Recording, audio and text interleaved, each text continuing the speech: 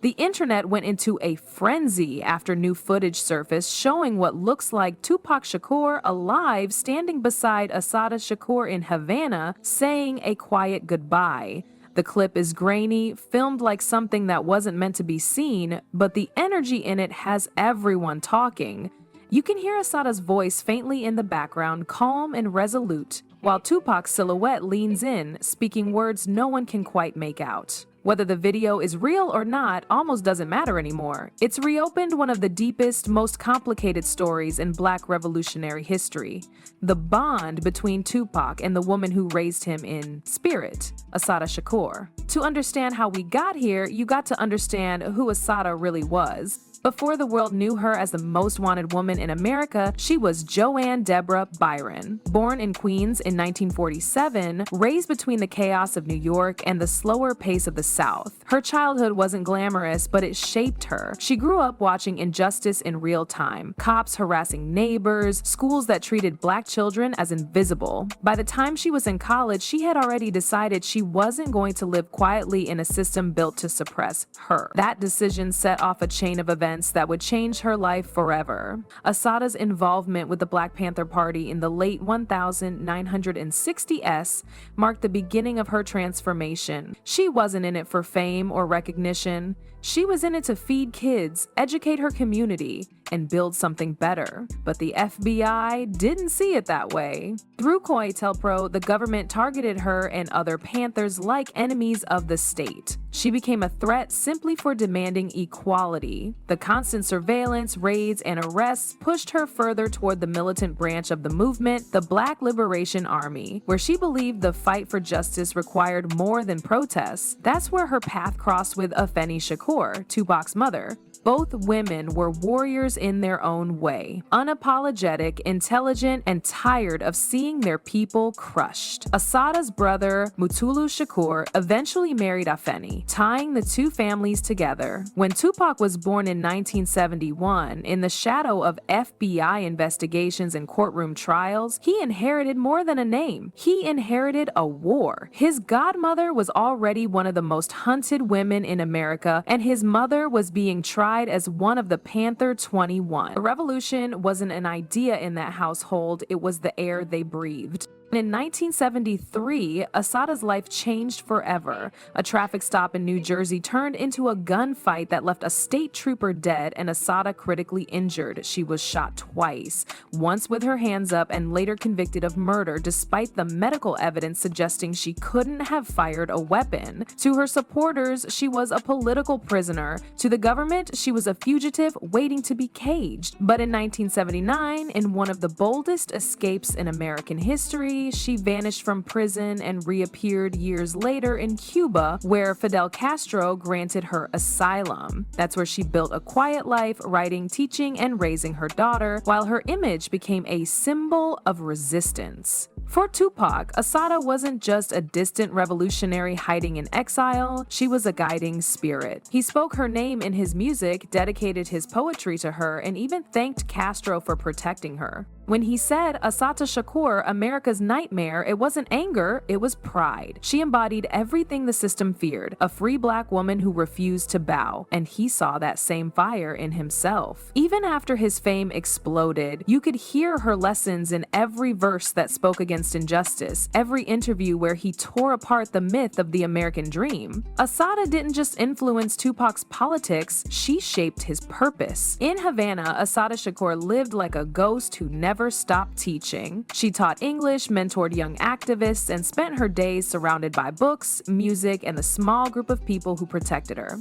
Despite living thousands of miles from the country that branded her a terrorist, her voice never disappeared. Every few years, she'd release a statement or appear in an interview, her tone steady, her words sharp as ever. "I am not free while any woman is unfree," she once said. That line, echoed through posters and protest chants, became her legacy. It was also the same fire that burned inside Tupac, his refusal to stay quiet when silence was expected. For people who study Tupac's lyrics closely, Assata's fingerprints are everywhere. On his debut album, Tupacalypse Now, he shouted her name in defiance, naming her among America's 9. He wasn't exaggerating. To the established establishment, Assata was living proof that their control wasn't absolute. To Tupac, she was proof that survival itself was a form of revolution. When he wrote Keep Ya Head Up, it was the voice of a godson raised by warriors like her, women who carried entire movements on their shoulders. His empathy for single mothers, his anger toward injustice, it all traced back to that revolutionary household he grew up in. Tupac's mother, Afeni, had told him stories about Assata's courage, how she escaped death in prison, how she built a life in Cuba when the entire American system wanted her gone. For a young Tupac, those stories were mythology, his version of bedtime tales, except his heroes weren't kings or soldiers, they were black women who had faced the FBI and survived. That upbringing made him restless. It made him dangerous to anyone who preferred comfort over truth.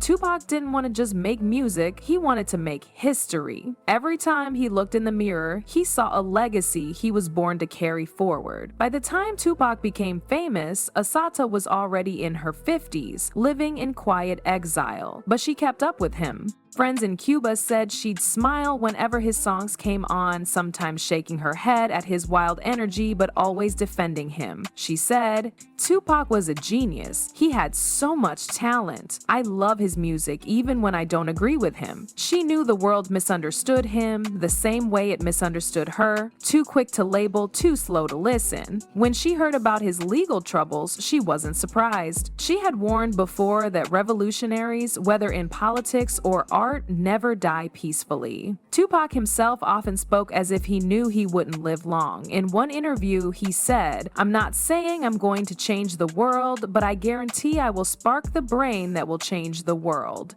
That spark was Assata's influence burning through him. He wore his defiance like armor, quoting her in conversations and defending her when critics called her a criminal. "She's not a killer," he once said. "She's a survivor. She fought for what she believed in." To him, that was sacred. In a world that celebrated greed and submission, standing tall was the truest rebellion. When news broke of Assata's addition to the FBI's most wanted terrorist list in 2013, years after Tupac's death, the irony was almost poetic. She had outlived the system that tried to bury her. Just like Tupac's voice kept living through speakers long after his body was gone, the United States put a $2 million bounty on her head, calling her a symbol of danger. But to millions, she was a symbol of freedom, a woman who never surrendered, even when surrender would have been easier. That was the lesson she passed to Tupac. Live boldly, die standing, and let the truth outlast you. When Assata Shakur passed away in Havana at the age of 78, the world reacted in two entirely different ways. For one half, she was a freedom fighter who never bent her knee. For the other, she remained an unrepentant fugitive who escaped justice. The contrast was intense, but it only proved what she had been saying for decades, that truth itself is political, and that history depends on who gets to write it. Across social media, activists, teachers, and artists called her a revolutionary icon, someone whose courage outlasted empires. Meanwhile, politicians and law enforcement officials condemned those tributes, calling them disgraceful. Even in death, Assata divided the country, just as she and Tupac had done in life. Her daughter, Tupac Shakur, wrote on social media, "My mother died free." Those 4 words hit like a thunderclap. It wasn't just a statement of fact, it was victory. After more than 40 years in exile, after the FBI labeled her a terrorist, Assata had left the world untouched by the prison walls that were meant to define her.